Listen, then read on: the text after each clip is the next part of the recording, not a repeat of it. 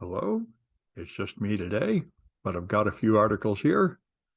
The first one is from Dan Gooden at the Ars Technica, and I'm very glad he did this because he cleared up something. I read several other articles and I couldn't understand it. He explained it much better. Millions of Android phones pre-infected with malware is the sort of headline you see all over the place. And what's going on, which has happened many times before, is the lower end Android phones, the cheaper ones, have compromised firmware installed. If you're going to make a really cheap Android phone, you modify the Android operating system. And for the really cheap ones, you modify it so much that you can't even include Google Play. But anyway, in this particular case, it's a bunch of Amazon sold TV boxes and phones also, and they contain a agent that calls up a command and control server, which sends information about what you're doing on the phone. And that by itself is included with almost every phone, that it sends some data about what you're doing back to a central location so they can track usage. But this gives this generates advertising revenue by surreptitiously tapping on ads in the background. And it gives the remote control server the ability to install further applications of whatever they want on your phone. So it's really nasty remote control Android software. And this has happened, I say, many times before. So the advice that he gives is that if you're going to buy an Android phone, you should get a known brand like Samsung, Asus, or OnePlus, which generally have much more reliable quality assurance controls on their inventory. To date, there have never been reports of higher-end Android phones coming with malware pre-installed, and there are no such reports for iPhones. So this will affect people who get the real bargain basement cheap Android phones, which has been known for a really long time. All right. Then I was very pleased to read an article about concentrated solar power. This seemed like a great idea. I heard about it decades ago, and I think I saw one of these as I drove to DEF CON in Las Vegas. I saw something a little bit far from the road, but it really looked to me like a concentrated solar power plant. These are plants that have a whole field full of mirrors, or big mirror of some kind, concentrating all the light to one spot so you get really bright light. And then what you do is you melt salt at 600 degrees centigrade. And the thing about that is you can store that hot salt. You put it in basically a big thermos bottle, and it will stay hot for days or even weeks. So this is extremely efficient. Much more, higher temperatures are much more efficient at generating power. And also, you can use it to generate power immediately, and you can also save the heat to generate power later. So it solves the big problem with renewables like wind and solar, which is that they aren't always generating power. That's why in Texas, they're constantly saying we shouldn't have renewables. We should have nothing but gas and oil that can burn at any time. But these molten salt plants can generate heat that can be used at night or at later. So it's a very good idea. Now, there was a technical problem with them that the containers they put them in were not strong enough to take the heat and they would break and leak, but that's been fixed. So now apparently they're rolling them out again, and I'm glad to hear it. Now there's an article. Let me find out where it is.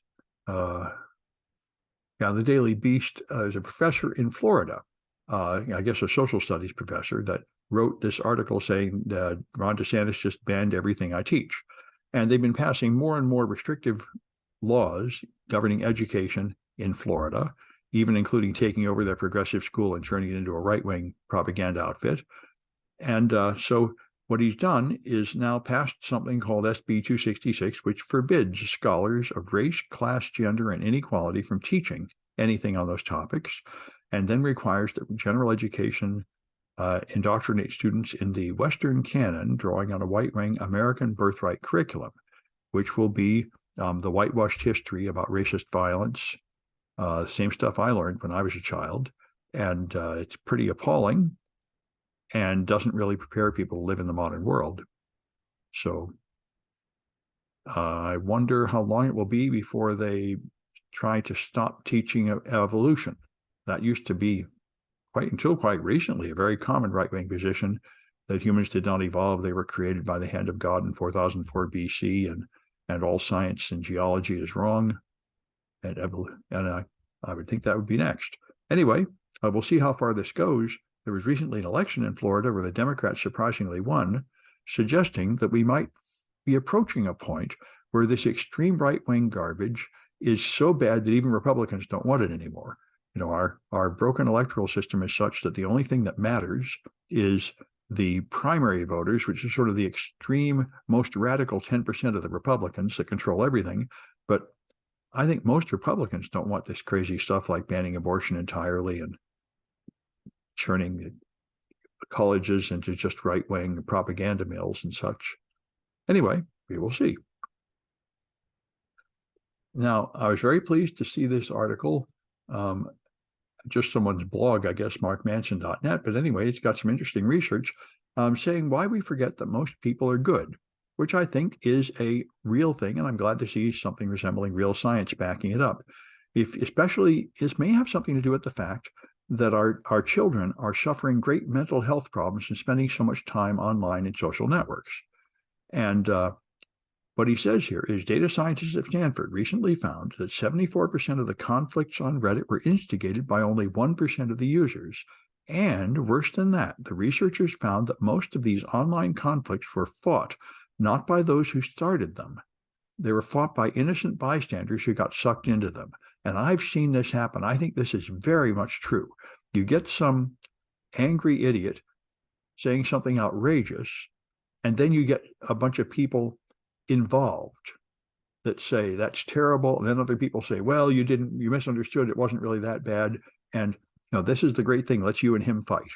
And this is it sounds quite plausible. And they say 1% of people are convicted of 63% of the violent crimes, and 3% of the doctors are responsible for half of the medical malpractice cases.